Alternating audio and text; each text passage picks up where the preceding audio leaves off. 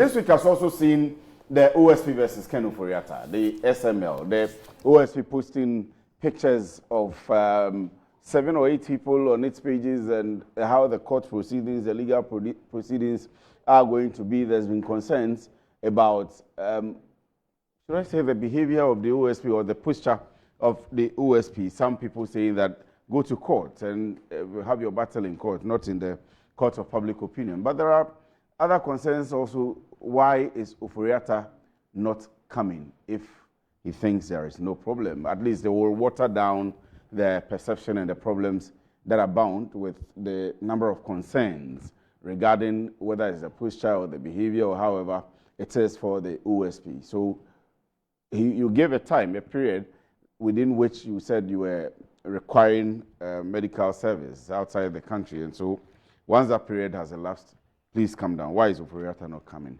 Let me begin with you, Honorable. Let me indicate that I think Mr. Ofori-Atta himself is not helping matters. Initially, we were told that he had some health challenge, but indications are that he is in much better health as we speak. So it will help if he himself shortened all this back and forth by making himself available. Indeed, if he believes that he is innocent, he should submit himself to the process. You see, no matter what you make of the OSP, and I have had my own challenges, and I have been consistent from day one about it, even when we're in opposition. So it's not like we've come into government and I suddenly have a position on him. It is a law enforcement activity. You can criticize the modus operandi. You can criticize the posturing. I, for instance, I'm not too sure about the mark shots. I think it's a tad too far. Because then it can expose the subjects to unnecessary public humiliation and then public ridicule. But whichever way you look at it, it is still a law enforcement activity that he's engaged in, and he's empowered by law to do so. All of us are enjoined to submit to law enforcement when they come asking. The processes are such that you will have opportunity to show that the law enforcement activity is unjustified on the basis of evidence that you have, or on the basis that they are unable to establish any wrongdoing that warrants the activity that they are taking against you. So I don't know why Mr. Ofori-Atta continues to prolong these matters and appear to be evading justice. Well, people have served this country before. His successor, Honorable Atufosin, previously was Deputy Finance Minister. When he left office, he was accused of some wrongdoing in some ambulance purchase. He submitted himself to the process, went to court every day. I used to go with him. Many people have gone through that. There are people in the MPP who have gone through that process too. So I don't see why Mr. Ofori-Atta is doing what he's doing. Again, it is not like President Mahama has come to power, and then the Attorney General of President Mahama, or the government, if you like, has trammed up some charges against Mr. Ofori-Atta. This is a special prosecutor who was appointed by President Akufo-Addo, who is Mr. Ken Ofori-Atta's cousin. Indeed, there are reports that it was at the behest of Gabriel Chedaku because of his proximity to Mr. Kisei Jammeh. That's what some reports have it so. So clearly, you cannot call it a witch hunt by the government of the day. There is an appointee of President Akufo-Addo enforcing the law, who says that there are questions to answer in respect of a particular transaction. I think Mr. Ofori-Atta should make himself available to the extent that he believes that he is innocent. Indeed, I hear, and my brother is a lawyer, maybe he will be able to educate us. I hear that it is possible to do the trial in absentia. And whether you are, in fact, if you are not here, you make life easier for the trial judge and the prosecution. So they will convict you. And that any day you set foot in Ghana, you will serve that conviction. Or better still, they can issue a notice which compels other countries, based on established precedent and international law, to apprehend you wherever they find you and bring you to the jurisdiction. I think that's too humiliating. I don't know why Mr. Ofori-Atta will subject himself to that, to be honest with you. Unless there's an element of guilt that he's concerned may come to light if he shows up. Otherwise, it's a straightforward matter for me. But there's also the perception that if he comes in, the posture of the OSP, he may keep him behind bars unduly. The OSP cannot do that. You see, again, my brother can educate us. I don't think that prosecutors have the power, to determine the longevity of a remand suspect. They have to make a case before court. Indeed, if the OSP holds Mr. Ofori-Atta beyond a reasonable amount of time, I'm sure he has capacity and he is a wealthy person. He can hire the best lawyers who will make an application for... How do you know he's wealthy? Oh, but I mean, it is not a hidden fact. It is not hidden. There are some facts are trite knowledge, so there's no point to contest it. But okay, let me rephrase. Let me rephrase. He has the means. Are you happy with that? He has the means. He has the means. Exactly. That's the point I sought to make. Maybe he has the means to secure the services of top-notch lawyers. He may even have lawyers who are willing to do it free for him, who can then go to court and make an application for either the bail conditions to be varied or that the OSP's actions be quashed. So I don't think that fear is justified, to be honest with you.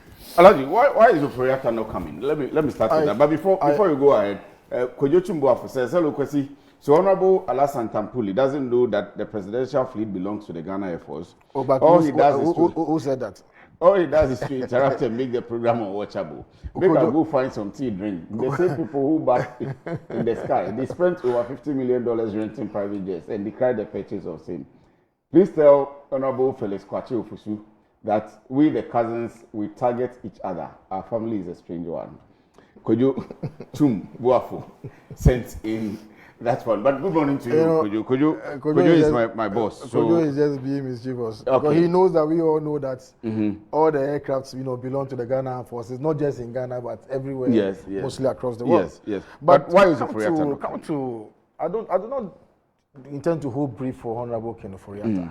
But if you look at the antecedents of this case and how the case started and all of that, at the point when Honorable Ken Ofori-Atta was unwell, and I know for sure, I can say it on record with all the integrity available to me, that Honorable Ken Ofori-Atta was undergoing a surgery, a very delicate surgery at the time.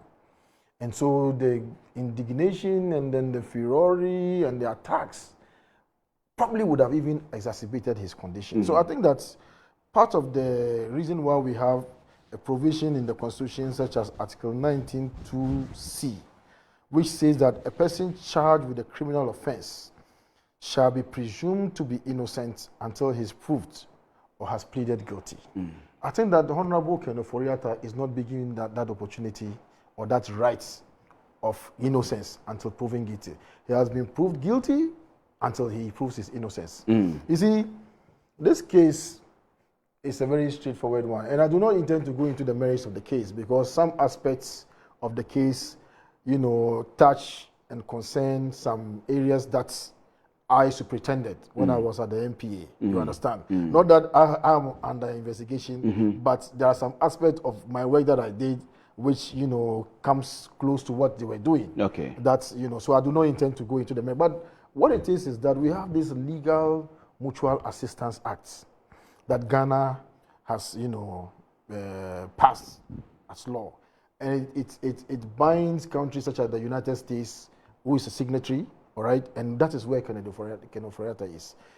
You do not necessarily need an accused person to be within the jurisdiction to try the person. You do not necessarily need. In fact, you can do so through video link, and there are copious provisions in the Legal Mutual Assistance Act that you can trigger, and you can even put him in the care of the host nation, so that wherever the person is, you have visibility. You can have video link with the person. It is provided strictly in the act. So you don't necessarily need the person, to take him through but I think I agree with Honorable Felix K Ofosu that the mark shots, I don't think that, they are taken for a certain purpose. In the event that the person absconds, then you can use the mark shots to publish across the world for everybody to know that this person is a fugitive. But the people are standing trial. You understand? Now that was even done before the charge sheet was filed. So at all material time, they were just suspects or persons of interest, as the law would, specify them. So I do not think that so there's a presumption of guilt as far as this case is concerned. Before you are proved innocent. So I think that Honorable Ken Ofori-Atta, by my interactions with him, doesn't look like he's somebody who is fleeing away from justice. And I believe at the right time, if they speak with his counsel, and in this case, this is Frank Davis, he will be able to, give them some indication as to when Honorable Ken Ofori-Atta will make himself available. In any event, there are 7 accused persons. You understand? There are 7 accused persons, and if you go to the courts, you will find that a lot of people are being tried in absentia. The reason why we are having this discussion is because it's Honorable Ken Ofori-Atta, but there are a whole lot. Even the MPA case, I think there is one. You go through other cases and you find that there are some people who are not within the jurisdiction and that they are being tried in absentia. So really and truly, let the law work. Right. And I think that everybody must have their day in court and they should be given usable opportunity to be able to vindicate their rights in court. Right. Including Honorable Ken Ofori-Atta. Right.